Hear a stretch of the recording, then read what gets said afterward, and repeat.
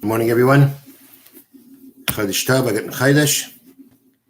We are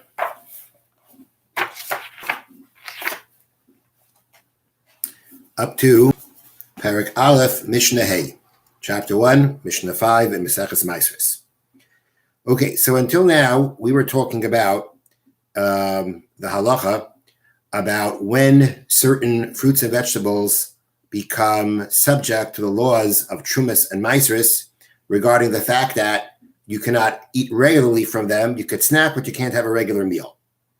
Now the discussion is going to turn to the point at which it actually becomes forbidden not only to have a regular meal, but even to snack, which means it has come to the point that's called Higia lo einas hamaser. It has reached the time of tithing, which means that you must tithe to be able to eat from it. Now, let's call it the general description of what coming to the time for Maasros is, I mean, to this point of time where there's no way to eat at all from it unless you separate Shumas and Maasros, is at a point that it's completely processed. It's called Gamar Malachtan, completely processed. And the discussion of the Mishnah that we're about to start is going to be by, again, examples of different types of foods. What are their different types of produce, rather? What is going to be their point of time that they're considered completely processed? Now, for example, just for an example, as it's brought down here in the notes in the art scroll, an example of completely processed. Well, first of all, completely processed means that it is done, whatever you're going to do in the field is done, and it's either ready to come to your house, to be used in your house, or to be taken to the market to be sold. Now, here's an example. In the case of grain, it means threshing it to break the chaff from the kernels, which was done in the field. There was a threshing floor, an area where it was done. It was done in the field. Winnowing it to remove the broken pieces of chaff from between the kernels, heaping the kernels into a pile, and then smoothing down the pile, which shows that the pile has been completed and no more will be added to it. This is known as Gamar Malacha, completing the work. That's an example. That's the classic example, let's say, of completing the work. The process, these are all the processes that go on in the field. Like I said, the threshing, there's a threshing floor in the field. Everything is done into the field. The completion of the process means that there's no more going to be done to this anymore here in the field. It's ready either to come to your home or to be taken to the marketplace. Now, when the Mishnah asks the question of what's considered the completing the process, the wording of the Mishnah is Eizeu Garna LaMaasros. What is their goren for Maasros? Now, goren literally means a threshing floor. And as we said before, the threshing floor is the area where the processing will be done. And the completion of the process eventually will be done there too. So when we want to, so to speak, when we want to speak to completing the process, we call it the goren, call it the threshing floor. Now, threshing floor is applicable to a grain. By other foods, you don't have that. But the generic word that's used for completing the process is goren, the threshing floor. And when the Mishnah says, Eizeu Garna LaMaasros, what is the threshing floor for Maasros? It means to say what is considered completing the process to now be obligated completely in Maasros, as we said, which means you cannot eat from it at all until you separate Shumas and Maasros.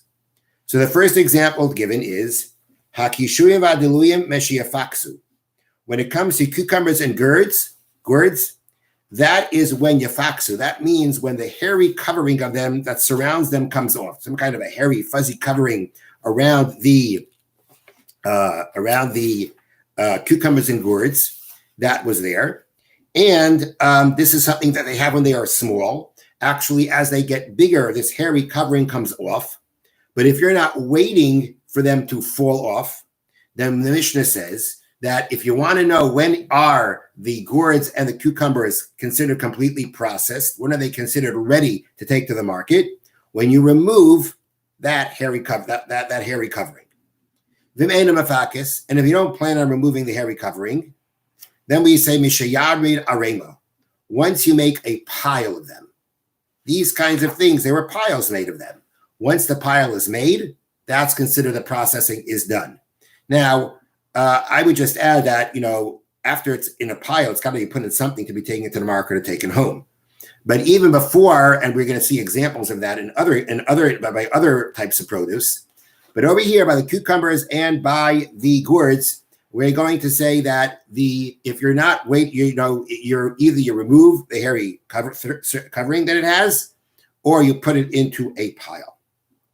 Okay, now avatiach. If we're talking about melons, misha yashalik, which also means to remove the hairy covering that's on them. V'meina mishalik, but if you don't plan on doing that, achiyasa muktzah, until you make a muktzah. A muktzah means that when you were basically, this is the same, it's a similar process to what happened by the cucumbers. It's just that by the cucumbers, if you don't remove the hairy surface, you pile them up. If you don't remove the hairy surface from the melons, you don't pile them up. They're going to crush each other. So there was an area called a muktzah. That was an area where you spread things out. So once you make a muktzah, once you spread these melons out on this area where they're spread out and stay before they're removed from the field, that's already the completion of their processing. Next, yarak hanegad. If let's say we're talking about vegetables that are bound together, that means the way you sell them is you tie them together in a bundle, and that's how you sell them. So yarak hanegad means vegetables that are bundled. Mishayoigad, when you bundle them, once they're bundled, the process is completed. If you're not planning on bundling them, once you fill up the utensil that you're going to be putting them into, and then eventually removing them from the field once you put them in, once you fill up the vessel, that is when the processing is done. If you're not going to fill the vessel, which means that this is not the only vessel that you're going to be filling up. If you only have one vessel you're filling up, once that one vessel is filled up, the processing is done. But if you're not filling up one vessel, then you're going, until you finishing collecting and picking everything that you plan on doing, and then you store them in their kalim, in their utensils. Once you're done collecting, that's when the processing is done. That means to say that what you put in the vessels before you're finished is not considered processed, and you can still snack from them. But once you finish collecting, and now everything is stored in the utensils that they're in the utensils they're supposed to be put into, that you put them into, then that's when the processing is done, and at that point you cannot snack from them anymore. The same thing applies if, let's say, you're only planning on filling up half of one vessel. Once you are done, that is by the vegetables when we say the processing is done. If you're done before you fill the vessel, that's the completion of the process. If you're not done until you fill 5 vessels, until you fill all 5, the processing is not complete. Okay, next, kalkala. Now let's say instead of putting them into a vessel, which means a smaller type of vessel, you put them into a basket, which is a large vessel, and it has it has a wide opening on top. At that point, we say, so now putting in the vessel is not the completion of the process, and that is because. And the Mishna says, when is the completion of the process? Achiyachapa, until you cover them. Now, and you're going to cover them with these leaves. Why are you covering them? You're covering them because, being that it is open on top, so it has a wide opening, they're going to get dried up by the sun if you don't cover them. And therefore, we say that the processing is not complete until you cover them. V'meina machapa, and if you don't plan on covering them, so then again, once you finish filling up the vessel, filling up the basket, that's when the process is completed. But if you're not filling up only this one utensil, until you go ahead and collect all that until you finish collecting everything that you need, everything that you're planning on collecting. Okay, now, when do we say this? Meaning, that we just said until right now, in all these examples, and we gave a specific descriptions of what's considered Gamar Malachim, the completion of their process. When does that apply? When are these acts of completing the process considered a completion of the process, which will now say that you cannot eat from this at all until you separate Trimus and Maisris? But when your plan is to take it to the marketplace, But if your intention is to take it to your house, you can eat from them in a temporary way, being snacking, until you actually reach your house. Once you reach your house, then already the malacha is completed, and you're not going to be able to snack from them until you separate Shumas and Maasros. But until you get to the house, then we say that it's still you're able to snack on it. Now, what's the explanation here? What's the difference between the marketplace and your house? And the explanation is like this, is that midoraisa, according to Torah law, let me read to you from the notes, produce may be eaten without maasros being separated until it is brought into the house. That is according to Torah law. Midoraisa, when is einas ha-maasros? When do the maasros become fully obligated? When they come into your house. That is when, which means if you're not planning on taking it into your house, then actually you could snack on them. It's seemingly, the way I understand it, as long as you want. You take it to the marketplace, you can still snack on it. And the person who's, and I would assume that the person who's going to, my understanding is that the person who then buys it, according to Torah law, when he brings it into his house, he's going to become subject to the obligation of Chumas and Maasros. The full obligation. He can't eat anything until he does it. But the Rabbanan, the sages, decreed that once produce has been finished, meaning completely processed, it becomes forbidden to be eaten as a snack if certain additional things happen to it.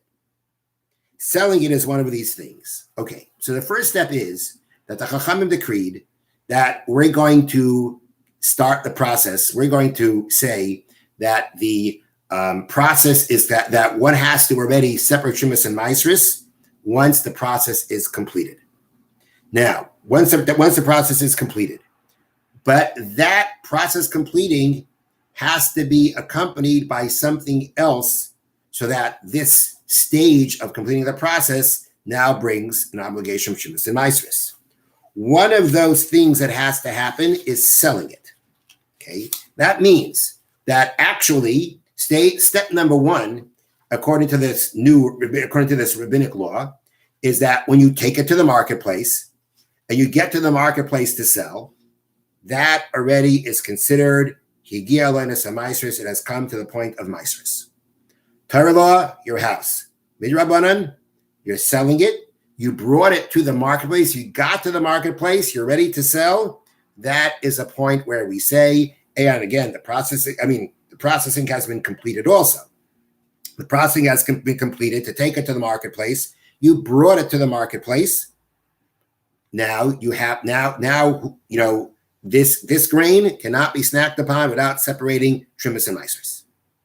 The Chachamim, though, added that in a case where you're going to go ahead and be taking it to be sold, the Chachamim are concerned with the following situation. What if, before you got to the marketplace, you found a buyer, and now you're selling it to him?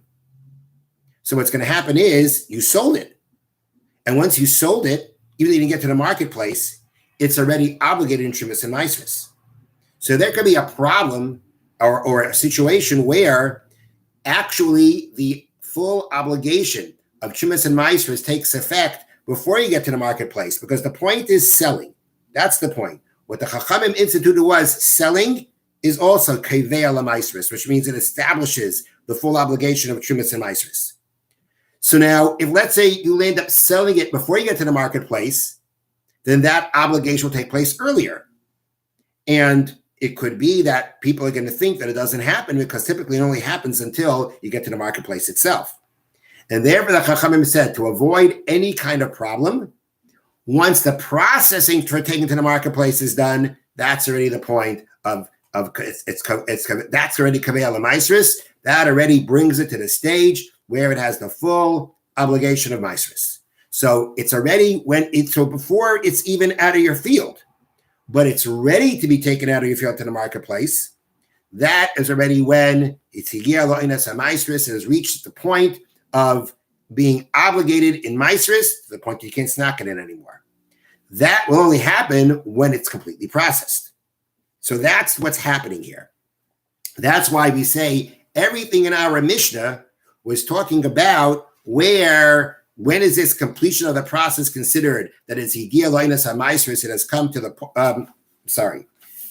no, that's not the right term. Sorry. When does it become kavua l'maisris? When does it become set in order to, Gilonis l'maisris was the early stage, I apologize. When does it now become kavua l'maisris? It's set for the complete obligation of separating trumas and maisris. When the plants take it to the marketplace, once the processing is completed in the field and ready to go to the marketplace, that's already when the full obligation of maisris takes hold. But if, let's say, you're planning on taking it to your house, well, you're planning on taking it to your house, even if I pile it up and I smooth it out, I do all these things that were mentioned before, if my plan is to take it to my house, then I can still stack it in until it gets into the house. Now, it's important to point out something here that the Art Scroll points out, and that is they go through what are the things that the Chachamim said, what are the acts, what are the things that the Chachamim said will actually bring you to the point of being obligated to Trumas and Maisris, even though it didn't get to your house. So the six things that cause finished produce to become forbidden to be eaten as a snack even before they brought it into the house. There are 6 things. Again, these 6 things, typically you need the completion process with them. But the point is that even if they're not coming to the house, even if they haven't yet reached the house, they will now become kavula maisris. They will now have the full maisris obligation. They are bringing the produce into the owner's courtyard, even without bringing it into the house.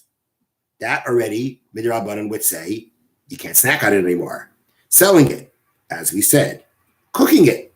You cook it in the field. Salting it. Separating truma from it. And the arrival of Shabbos. This is known as being kaveh l'maisa, setting the maisa obligation for the produce. Meaning that the produce must now have maisa separated from it before it can be eaten in any way at all. So all these things mentioned, these 6 things, are the things that Midrabanan they said, even if it doesn't come to your house, once the process is completed, then it now becomes kavua l'maiser. There's no way to eat whatsoever without separating trumas and maisris. And one of those examples given is Shabbos, which means if you complete the processing and it didn't get into the house and Shabbos came, that would now make it completely obligated in trumas and maisris to the point that you can't eat from it at all until you separate trumas and maisris.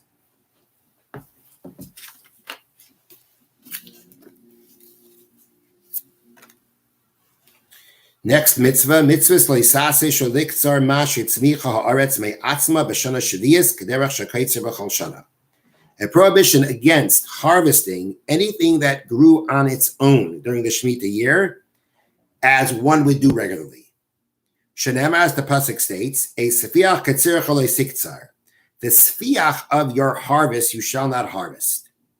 What that means is, sfiach is when they harvest, there are kernels that fall off and they fall onto the ground and they take root and they grow on their own. You didn't do anything. They just grew on their own. That's sfiach. And the Torah tells us that we cannot harvest the sfiach as we harvest regularly. That means these are things that grew on their own. They could have grown because they fall off the grain that you're harvesting. They could grow wild, whatever it is. They're growing in the 7th year. Now, the Torah says you cannot treat it like you would treat grain. Although you can eat it, you cannot treat it like grain how you would treat regular grain that grows in your field. The meaning of this is you cannot. Let's say there's this again. We call it aftergrowth along your field. You cannot harvest the entire field and make a pile of it, and then use the cattle to thresh it. You know, they used to have the animal dragging some kind of an instrument that would separate the chaff, would break the chaff off from the kernels. So too, you cannot harvest these things for the purpose of working the land. But rather, you harvest it like you would harvest something that's hefer, that's ownerless. If you would be in the wild and you would harvest something, you don't go harvesting the entire, the entire forest, the entire area, and like you would your regular field. What would you do? It would be done without any kind of proper preparation or arrangement, little by little, and you would beat it and eat it. That is how you would do something that was ownerless, and that's what you have to do to what's called the Svichim, the aftergrowth during Shemitah. That is the law of Midaraisa. We divrei Sefer, but according to rabbinic law, they forbade eating Svichim that grow on these things that grow on their own. Why did they make this decree? It was because of sinful people. There was a concern that such people would go secretly plant their field, and when it would grow, he would eat, and he would say, they grew on their own. And